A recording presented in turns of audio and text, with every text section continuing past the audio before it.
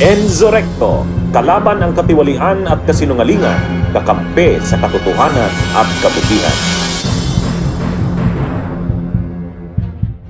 Yung sinasabi ng mga DDS, di ba mayroon silang pinapalabas, ang tawag natin Sara Surge. Pinapalabas nila na si Sara ang pinakamalakas na panlaban sa 2028, wala nang makakatalo kay Sara.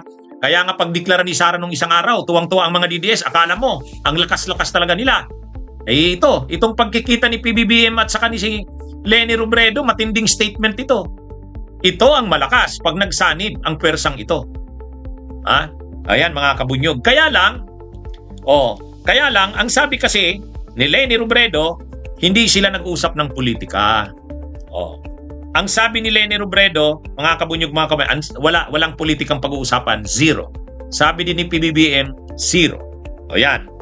So ang tanong ngayon mga kabunyog, pag-usapan natin, hindi nga kaya nila napag-usapan ang politika? Yun, magandang yun. Wala nga kayang politikang napag-usapan sa kanilang pagkikita na yan? Ano sa tingin nyo, mga kabunyog, mga kababayan?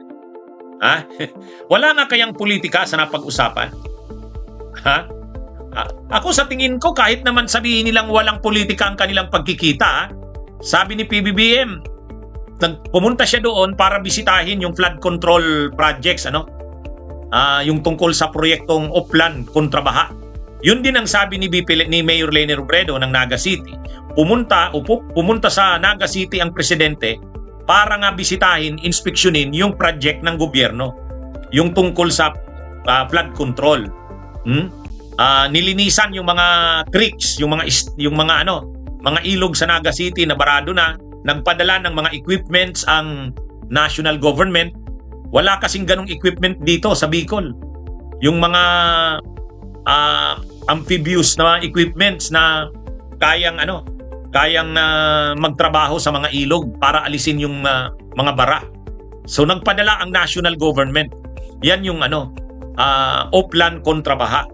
So ngayon mga kabunyog, mga kababayan, syempre sinasabi ni PBBM walang politika dyan, talagang trabaho lang. At saka pumunta, yan daw pagbisita dito, nakaplano na yan. Hindi naman yan reaksyon sa pagdeklara ni Sara Duterte. Kumbaga, hindi naman yan ginawang pagkikita nila dahil sa pagdeklara ni Sara, hindi daw yun. Totoo kaya yun? Yes. Sa tingin ko naman, totoo naman. Matagal naman na talagang naka-schedule yan. Actually, dinidiscuss ko na. Ang unang ampitsa niyan, February 24 ang alam ko.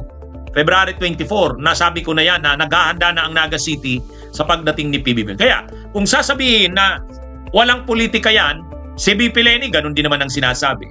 Sabi ni BP Leni, wala, ay ni Mayor Leni Robredo ng Naga, wala daw dyan. Walang politika dyan. O ngayon, wala nga kayang politika. Ano naman yun? Standard naman na statement yan. Sasabihin siyempre nila, walang politika. Pero tandaan natin, yung makita mo yung dalawa na nag-uusap, nagkita, yan mismo ay politika na . Kumbaga ang epekto sa politika niyan, matindi na. Yan. Ito. Yan yung pagdating ni PBBM. Kinover na yan ng media, matindi na yung coverage ng media niyan. Dyan pa lang, kahit sabihin mong walang politika, ang mensahe niyan sa publiko, ang impact sa publiko niyan matindi. Yung magkalaban ng 2022 ay parang hindi na nila masyadong inisip yung yung kanilang matinding alitan noong 2022. Ngayon, si BP Leni matagal na naghintay, nakatayo kanina, hinintay talaga yung pagdating ni PBBM. Pagdating naman ni PBBM, nagkamay ang dalawa. At may isang eksena, nakikita nyo, grabe ang tawa ni Leni Robredo. Pinagtawanan dyan, yung midyas ni PBBM. Kasi yan ang sabi ni PBBM dyan, serbisyo muna bago politika. The most political thing we did today, I wore my pink socks in honor of Mayor Leni. Natawa si Leni Robredo. Yan kikita nyo yan. Pinapakita ni PBBM na yung midyas niya ay pink. Kumbaga, yan mga kabunyog, mga kabayan. Kaya, yan, kumbaga natawa si Leni Robredo, si Mayor Leni, nakakuha ng atensyon ng media yun at ng publiko. Siyempre, tinatuwaan nila na si PBBM at saka si Leni na dating magkalaban noong 2022, nagtatawanan ngayon. natawa si Leni dahil nga sa sinabi ng presidente na wala daw politika, walang kulay-kulay politika. Kung mayroon man daw kulang sa mayroon man daw kulay sa politika, yung medyas niya kulay pink. In honor of Mayor Leni. Yun, nagtawanan yung dalawa. Nagtawanan din yung mga tao. Ha? Ayan mga kabunyog, mga kababayan. Kumbaga, kung titingnan, syempre, standard naman na sasabihin mong walang politika. Kaya lang, kita naman natin na yung lang pagpunta ni PBBM dyan at yung mainit na pagtanggap ni Leni, yan ay politika na eh. Yung political message niyan, matindi na. Ano ang pinapakita niya? Ano ang pinapakita niya?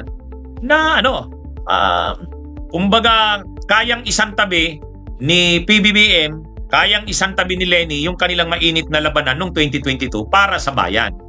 Yan yung message niyan eh. Yan yung message niyan. At saka, parang yan eh, confidence building measures. Ibig sabihin ay confidence building. Yung nagtatawanan sila, nagbibiruan, parang nagpapakita yan, binibuild nila yung tiwalaan sa isa't isa. Yung susunod na mga malalalim ng usapan, saka na yun. Kumbaga yung mga seryoso ng usapan, na mag-aalyansa ba talaga, sino ang vice presidente, sino ang mga senador, magbubuo ba ng formal alliance, mga seryosong bagay na yan. Totoo naman, sa ngayon, hindi pa nila yung pinag-usapan. Pero, kumbaga dito, nagpapakita dito ng nagbi-build muna ng magandang tawag diyan, magandang samahan. Yun munang alisin muna, syempre mainit yung labanan ng 2022. Sa ngayon, sa pagkikitang ito, inaalis muna yon. Yung pag-uusap sa mga seryosong bagay na tungkol na sa formal na alyansa, mangyayari yan sa susunod. Kung talagang mag-decide sila na magsanib pwersa. Ayan nakikita natin yung mga pictures. May isa pang nangyari kanina, yung Jesse Robredo Museum, Coliseum. Isang malaking structure yan sa Naga, pero sira yan eh. Butas-butas ang bubong, walang budget. Walang budget. Panahon ni Duterte, syempre, hindi naman babudgetan yan. Pero malaking malaking struktura yan ng Naga City, na GCM Robredo Coliseum. Matagal nang sira yan, hindi na papaayos, nabubulok na. Ngayon, nagiging evacuation center din yan sa Naga pag may mga bagyo. O ngayon, ang ginawa ni PBBM pagbisita niya, ibinigay niya kay Leni yung pondo. Yan yung kumbaga kasulatan na may pondo na ang pag-repair o renovate ng Jesse Robredo Coliseum. Kaya nakikita nyo, siyempre masaya si Leni, at least marirenovate na yung Jesse M. Robredo Coliseum. Kasi kung budget lang ng city, siyempre kapos. Malaking budget ang kailangan doon. O ngayon, binigyan ng national government ng budget. Ayan, pinapakita ni PBBM, binibigay niya kay Leni yung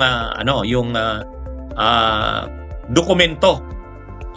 Kaya mga kabunyog, mga kababayan, yan yung pangyayari sa Naga City. Sabi nga ni BP Leni, ni-recognize naman ni BP Leni yun, o ni Mayor Leni. Sabi ni Leni Robredo, big deal na pupunta sa Naga ang presidente. Big deal yan. Kasi kailangan ng Naga ng suporta ng national government. Dalawang pagkakataon lang na ang Naga nabigyan ng todo suporta ng national government. Dalawa lang yan. Panahon ni Ramos, dahil si Jesse Robredo ay regional coordinator ni Ramos nung tumakbo siyang presidente. Ay nanalo si Ramos. Kaya tinulungan ni Ramos ang Naga City. Panahon ni Jesse Robredo, mayor ng Naga. Ang pangalawa, panahon siyempre ni Pinoy. Kasi siyempre sila Jesse Robredo, Leni Robredo, mga panahon ni Pinoy yan. Pero panahon ni Duterte, talagang pinabayaan ang Naga City. O ngayon, sa panahon ni PBBM, kung iisipin sana dahil kalaban ni Leni si PBBM, dapat pabayaan din ang Naga City. Hindi.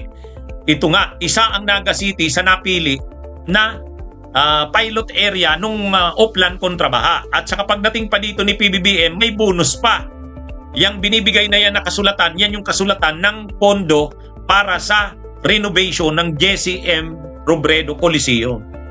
Kumbaga, ang lahat ng ito, kaya makikita mo, natutuwa si Leni Robredo. Sinabi naman ni Mayor Leni, big deal na pumunta dito ang presidente kasi kailangan talaga ng Naga ng tulong. Siyempre, ang iniisip ni Leni Robredo o ng iba, kalaban ni Leni Robredo si BBM, papabayaan yan ang Naga City. Ito hindi. Ito hindi. Talagang tinulungan ng national government ang Naga City. Ngayon, politika ba ang kanilang pagkikita? Ang sabi nila pareho, hindi. Pero makita na malinaw mo naman makikita natin. Yung, kumbaga parang ano ito building ng trust. Pagbibuild ng trust. Kailangan muna kasing mag-build ng trust at tiwala tiwala at kumpiyansa. Trust and confidence. Yan. Kasi hindi mo mabubuo kung mag-aalyansa man kayo sa 2028. Kailangan muna may tiwala at kumpiyansa kayo, trust and confidence sa bawat isa. Kaya makikita natin dito yung pagbibiro ni PBBM. Sabi niya walang politika ito. The most political thing na ginawa niya ng araw na yan o ngayon ay ang suot niyang medyas ay kulay pink in honor of Mayor Lenny. Natawa si Lenny diyan. Bunyog, halikan na kasama ka. Bunyog, kapag buklod ay may pag-asa. Luzon, Visayas, Mindanao, isa ang pananaw. Sa bagong Pilipinas ang bunyog isisigaw. Bunyog,